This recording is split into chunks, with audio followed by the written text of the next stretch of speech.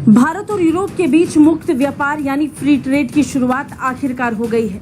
यानी भारत की यूरोप तक पहुंच अब केवल राजनयिक या फिर सीमित व्यापार तक नहीं रहेगी, इससे जबरदस्त विस्तार होगा, क्योंकि मुक्त और खुले व्यापार की शुरुआत अब हो चुकी है।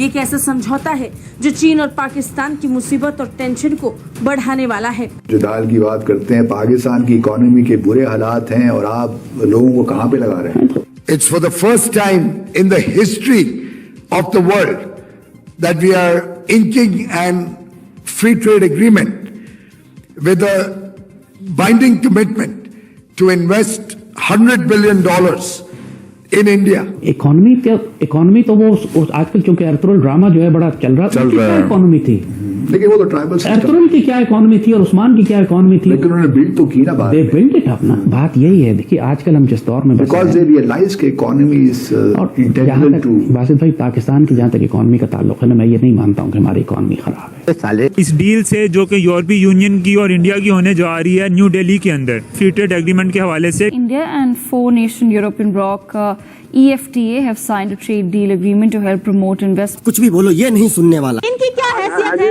ये क्या बात कर रहे हैं दूसरे लोगों को ये इस किस्म के अल्फाज इस्तेमाल करने की? इनकी क्या हैसियत है? दुबई में एक खबर आई है, रिसेंटली कोई एनालिसिस आया कि दुबई में काफी लोगों ने पाकिस्तानियों को, खसूसन पाकिस्तानियों को वहां से नौकरियों से निकालना शुरू कर दिया और वापस भेजना शुरू कर दिया। वो कहते हैं कि काम के काबिल नहीं है। We are the richest country in the Muslim world. We are badly managed country. हमारे यहाँ रॉबरी होती है, चोरी डकैती डाके बहुत होते हैं, और जिस तरह आपने कहा कि हम गद्दारों को सजा नहीं देते, उसी तरीके से हम चोरों और डाकुओं और माशी दहशतगर्दों को भी सजा नहीं देते। आप शरीयत का एक हुक्म नाफिज कर दें, पाकिस्तान में पैसा हुन की तरह बरसेगा। चोर के हाथ काटे ना, देखे ना सारे एमएनए एमपीएस जितने टुंडे घूम रहे होंगे, आप देखें पैसे निकालेंगे। सारे जो बदराफिया के सारे ये जो बदमाशियां जो है, किसी एक की तो उंगली काटते हैं। तो माशाल्लाह उसके मुकाबले, उस पाकिस्तान के मुकाबले पे देखिए तो हमारे यहाँ तो सोने और चांदी की सड़कें बनी हुई हैं। हम कौन है डॉक्टर साहब? हम 75 साल में कुछ बन ही नहीं सके। ये एक सवाल है ना कि हम 75 साल में क्यों कुछ नहीं बन सके? आप क्या समझते हैं किसी मुल्क को, किसी कौम को बनने के लिए? ठीक है 200 साल 400 साल चाहिए होता है, लेकिन हमारे साथ भारत है, उसने 75 साल में अपने आप को रीडिफाइन कर रहे हैं। सारे सियासतदान एक ही बात करते हैं कि हम जो है वो कटोरा नहीं उठाएंगे, हम भिखारी नहीं बनेंगे। आपको क्या लगता है ये कटोरा दोबारा उठाना पड़ेगा? लेकिन उसके लिए पहले पाकिस्तान को भी कुछ तैयारी कर लेनी चाहिए कि जो पहले कंप्लेंट्स होती रही हैं, जो शिकायतें भारत को होती रही हैं पाकिस्तान से, उसके बारे में भी यकीनन पाकिस्तान को सोचना होगा और उसके ऊपर काम भी करना होगा। हम लाते हैं टॉक शोज और अनलिमिटेड एंटरटेनमेंट सिर्फ यूट्यूब पर। अगर आपने अभी तक हमारा चैनल सब्सक्राइब नहीं किया तो अभी सब्सक्राइब करें और बेल आइकॉन को क्लिक करके हमारी लेटेस्ट वीडियोस के बारे में अपडेट जानें। टीए के सदस्य आइसलैंड, लिechtenstein, नॉर्वे और स्विट्जरलैंड हैं। इस समझौते के जरिए यूरोपीय देश बड़े पैमाने पर भारत में निवेश कर पाएंगे, जिसका भारत को खूब फायदा होगा। केंद्रीय व्यापार मंत्री पीयूष गोयल ने इस समझौते पर हस्ताक्षर कर भारत के नए व्यापारिक युग की शुरुआत कर दी, जिस पर प्रधानमंत्री मोदी ने भी खुशी जाहिर करते हुए अपनी प्रतिक्रिया दी और भारत के साथ साथ यूरोप के चारों देशों को शुभकामनाएं दी। पीएम मोदी ने अपने बयान में कहा कि कई पहलुओं में संरचनात्मक विविधताओं के बावजूद हमारी अर्थव्यवस्था में पूरकताएं हैं, जो सभी देशों के लिए जीत की स्थिति होने का वादा करती है। विशाल व्यापार और निवेश के अवसरों के खुलने के साथ हम विश्वास और महत्वाकांक्षा के साथ नए स्तर पर पहुंच गए हैं। इस वक्त वैसे भी पाकिस्तान को अगर देखा जाए या भारत को देखा जाए तो भारत की इस वक्त जो पोजीशन है उसको देखते हुए लगता तो यही है कि भारत को पाकिस्तान की कोई खास जरूरत नहीं है। हम कौन है डॉक्टर साहब? हम 75 साल में कुछ बन ही नहीं सके। ये एक सवाल है ना कि हम 75 साल में क्यों कुछ नहीं बन सके? आप क्या समझते हैं किसी मुल्क को, किसी कौम को बनने के लिए? ठीक है 200 साल 400 साल चाहिए होता है, लेकिन हमारे साथ भारत है, उसने 75 साल में अपने आप को रीडिफाइन कर रहे हैं।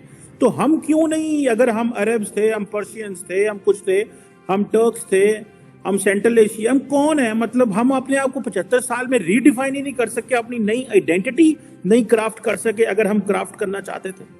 पहली चीज तो मैं आपसे ये कहूंगा 75 साल क्यों गिनते हैं आप? हम यहाँ बैठे मोहनजोदारो के जमाने से। We are the Indus Valley civilization. We've been here for centuries. मैं टैक्सिला पिछले हफ्ते देख के आया हूँ। टैक्सिला बैठा हुआ है यहाँ क्राइस्ट से पहले, बल्कि क्राइस्ट का अपोस्टल टैक्सिला आके रहा था। टैक्सिला बैठा हुआ यहाँ 4000 साल से। وہ مہر گڑھ بیٹھا ہوا پتہ نہیں کہاں سے. تو سر ہم پرانی سویلائزیشن نئی نہیں ہے. یہ اور بات ہے کہ ہم زوال میں چلے گئے, اور ہم زوال میں آج نہیں گئے تھے, بہت پہلے گئے تھے. بلکہ ہم نے انڈیا کی ہسٹری میں کیا رول پلے کیا؟ اگر آپ دیکھیں ہم نے انڈیا کی ہسٹری میں کوئی رول نہیں پلے کیا. رنجیت سنگھ نے یہاں کے تھوڑا سا رول پلے کیا ہمارے لیے, بالکل ٹھیک ہے, پر ہم رنجیت سنگھ کو تو مانتے نہیں. تو ہماری ہسٹری 75 سال سے نہیں شروع ہوتی, بڑی پرانی شروع ہوتی. ہماری اچیومنٹس کیا ان پرانی چیزوں میں قومیں بنتی ہیں اچیومنٹ سے. ہماری جو آج ماشاءاللہ یہ رولنگ کلاس ہے, جو اتنے بڑے عجیب نام آتے ہیں, میں نام نہیں لیتا, کوئی پتہ کیسے نام آتے ہیں. یہ جو نام آتے ہیں یہ کس لیے آتے ہیں؟ یہ کو خود تو نہیں بنے تھے, تو گوروں نے بنائے تھے. سارے گوروں نے ان کو زمینیں دے کے بنایا.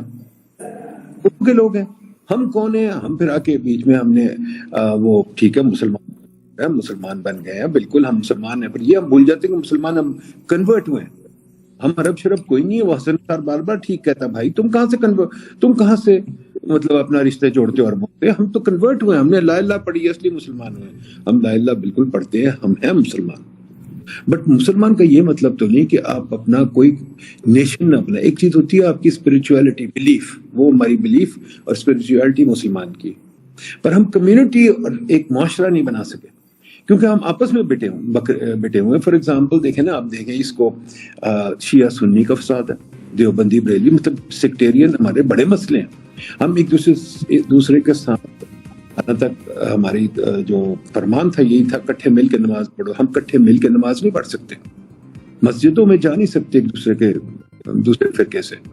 ہم باقی لوگوں کو مانتے ہی نہیں. جو مائنورٹی ہیں, پاکستان کا جو جھنڈا ہے اس میں جو تھا وہ 25% تھا. 25% ہمارے پاس مائنورٹی تھی, اب تو شاید ایک بھی نہیں رہ گئی. تو ہم نے مائنورٹی کو بھی نکال دی. اور جو 3 دن پہلے ہوا ہے لاہور میں, اس کا مطلب ہے کہ اسلام کے ٹھیکیدار تو اسٹریٹ ہے. جو ریاست کی روز ٹی وی بات کرتے ہیں, ریاست پھر ایسے نہیں.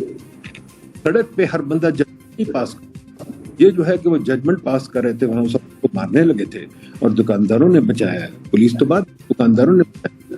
تو جب پولیس آئی تھی تو پولیس کو پھر ریاست کی طرح بہیو کرنا چاہیے تھا. اس عورت سے معافی منگوانے کے بجائے ان لوگوں کو پکڑنا تھا.